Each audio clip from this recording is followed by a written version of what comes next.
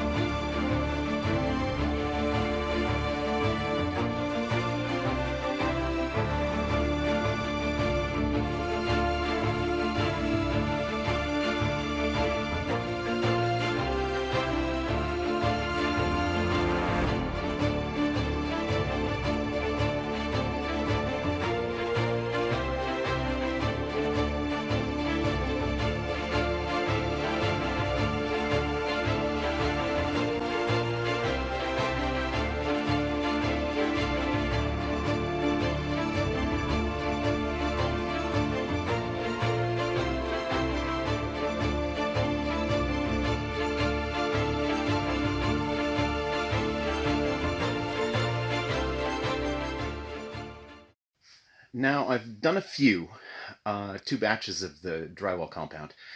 I'm not going to do any more tonight. I'm going to let these ones dry. I'm kind of making this up as I go along, and I'm not sure this is going to work.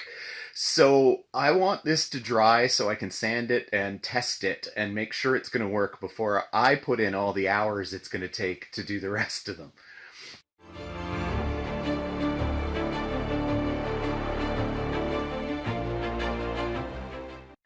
Hi, here we go again.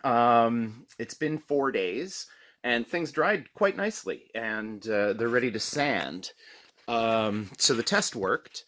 What I'm going to do, though, is make one change. I'm going to use a high-density 90 setting compound instead of drywall compound, so the rest of it should be dry in hours instead of days. So I'll get started on that now.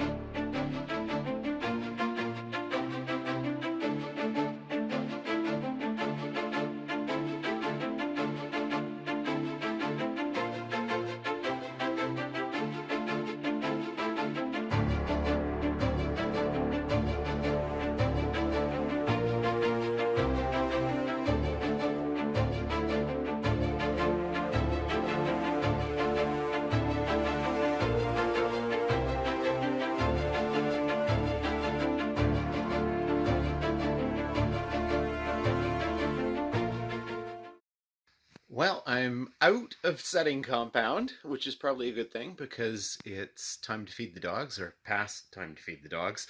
Um, so things are looking good. The setting compound is non-sandable, which means when it dries, it's really, really hard. So I've been texturing it with a cloth